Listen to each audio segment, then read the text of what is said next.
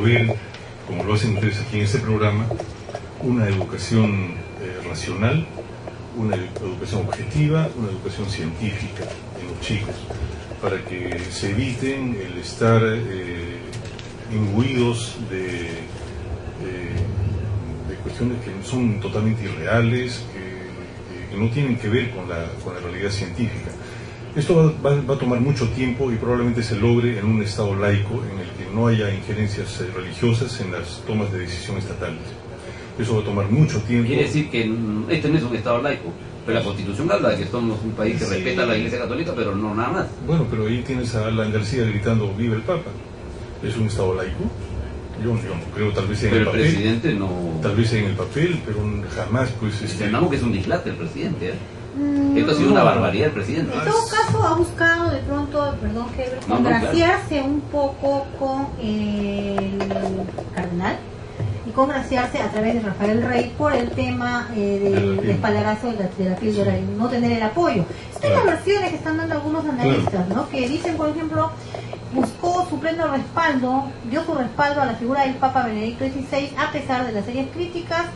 Y esto lo hizo a raíz, digamos, de que cuando se pidió la salida del gabinete del Ministerio de Salud, Óscar Ugarte, por permitirle la repartición. O sea, es una jugada política. Claro, es una intervención oportunista. Ten tú en cuenta que Alan García es político antes que todo, ¿no? Perdón, yo me permito reivindicar unas palabras de Ayala Torre en 1923 cuando dijo: aquellos malditos que hacen de la política vil negociado culpable. La política no tiene la culpa en la suciedad de sus vectores. No, la política no tiene la culpa ni la responsabilidad de que sean tan poco inteligentes sus gobernantes como para ampararse ocasional y oportunistamente en la comisión de hechos que solo denotan desequilibrio. Pero no es una casualidad, o sea, en política no hay casualidad. Bueno, eso lo dijo el señor, creo que lo conozco, Alan García. Ah, sí, ese. Pero no hay casualidades. Sí, no hay casualidades. Y eso debiera recordarlo bien el presidente, pero el presidente no tiene derecho a sentirse o a sectarizarse con una determinada confesión religiosa, porque ni la Constitución lo dice eso.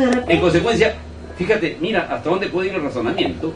A un grupo de ciudadanos se nos ocurre acusarlo constitucionalmente por transgredir la Constitución, que dice que hay respeto a la Iglesia Católica, pero se le concede, lo que no es falso, al resto de congregaciones los mismos derechos, lo cual también es inexacto porque hay un tratado internacional. Tenemos que hablar del tratado internacional. Pero también lo que puede haber sucedido es la influencia de Rafael Rey. No se te olvide que ha ido muy bien acompañado de Rafael Rey. De repente ha tenido a Rafael Rey, y esto es una elucubración también, susurrándole al oído, y tienes que dar las... Pero si se trata de influencia, la influencia es de Cipriani, no de Rafael Rey. Mi amigo, fíjate, mira lo que te voy a decir, mi amigo Rafael Rey es mi amigo, hemos debatido. No, es una persona muy interesante. Un cuadro político sectario, lo conozco, y además es un hombre muy bien preparado, pero para los fines que persigue, ¿no? Para el sectarismo. Bueno, Montesinos también era bien preparado. Pero sin duda, pero imagínate dónde está. Y le falta mucha compañía, le falta mucha gente, pero no nos desviemos. Hay un asunto que debemos tocar, que es importante. El concordato es un tratado supranacional que no ha ratificado ningún congreso, por tanto es un tratado internacional espurio. Sin embargo, consagra beneficios a una determinada confesión, la católica. Muy bien, ¿no nos estamos metiendo en un ataque brutal contra la Iglesia Católica?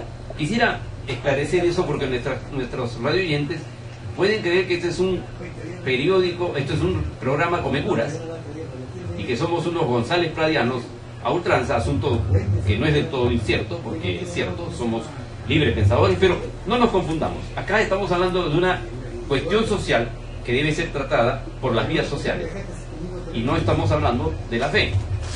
¿Cuánto de esto puede ser tratado y debe ser tratado, y cómo comenzamos? Yo recuerdo en Arequipa que nunca se ha tratado, o se trata muy poco. Primero debemos definir qué cosa es un Estado laico. Un Estado laico es la forma más civilizada de vivir y de convivir entre creyentes de diferentes credos y entre los creyentes y los no creyentes. Es una forma válida y respetuosa de convivir con todas las personas. Entonces, este es un Estado que le conviene a la Iglesia Católica porque se la va a respetar. En cambio, el concordato es una agresión al Estado laico, una agresión directa al Estado laico, porque hace prevalecer a un solo credo sobre todos los demás, inclusive sobre los no creyentes. Entonces, eso tiene que ser desterrado. Si la Iglesia Católica quiere entrar en una época moderna, lo que lo dudo totalmente, va a tener que retroceder retroceder no solamente en esto de la pederastía, sino sobre todo en esta cuestión política de respetar a un Estado democrático. Y eso no se hace con el concordato. Pero ¿qué pasa cuando otras congregaciones no quieren abolir el concordato, sino quieren meterse a sus concordatos? Perdón, ¿de qué estamos hablando entonces? Claro, lo que quieren con esta nueva con este nuevo proyecto de ley de libertad religiosa a los demás credos es tener concordatos, pues así como la Iglesia Católica lo tiene, y eso no debe ser. ¿Y quién alienta esto? Una integrante del Congreso, expresidenta del Congreso, pero que además tiene su propio grupo religioso evangélico, Mercedes Cabanillas. Muy respetable sus opiniones, pero no las comparto de ninguna manera. Ahora, la pregunta sigue de fondo. Si no nos estamos metiendo con la fe, no estamos cuestionando la creencia católica de alguna buena parte de la población peruana, ¿qué es lo que estamos haciendo? Estamos hablando en el aire y somos loquitos. No es la primera vez que te pueden acusar de eso.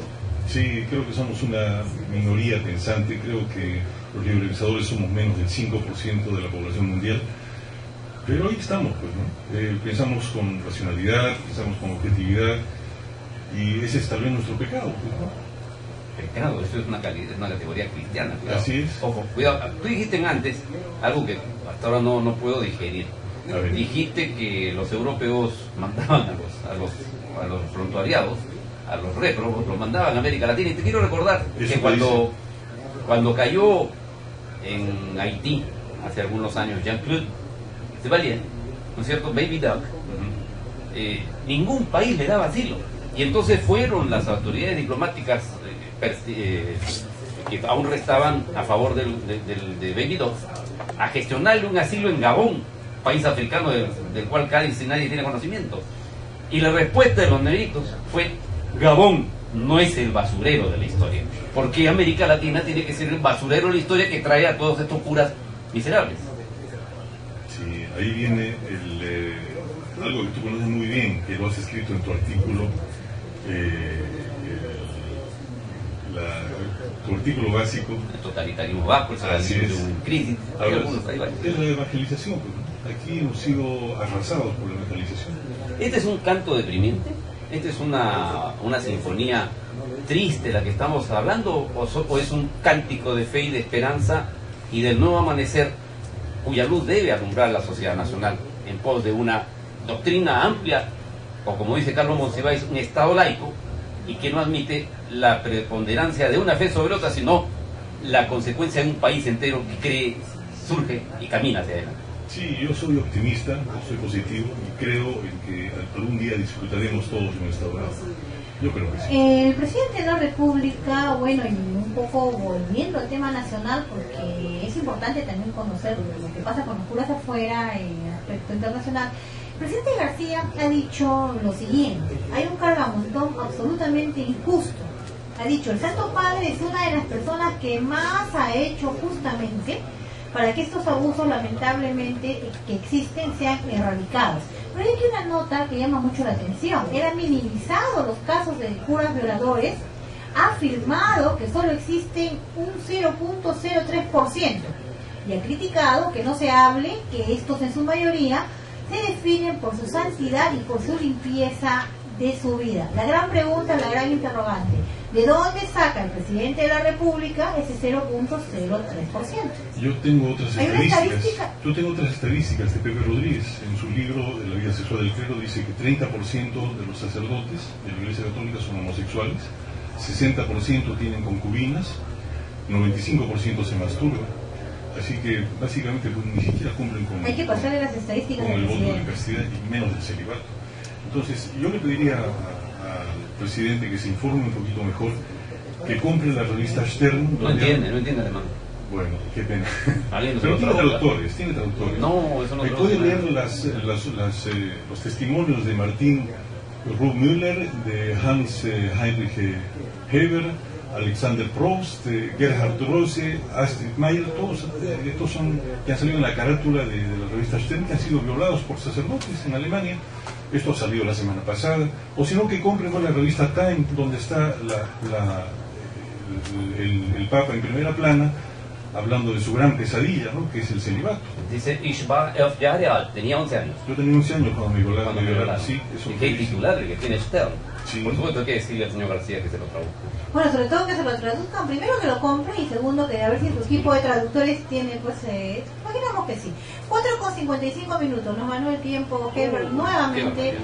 Gracias a nuestro invitado por haber estado con nosotros aquí en Señal de Alerta. Regresamos el día miércoles en una edición más.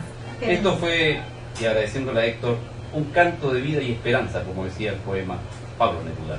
Y esta es evidentemente uno de los logros más estupendos de Señal de Alerta. Somos libre pensadores, que viva, no el Pablo, que viva el libre pensamiento. Hasta el miércoles. Muchas gracias.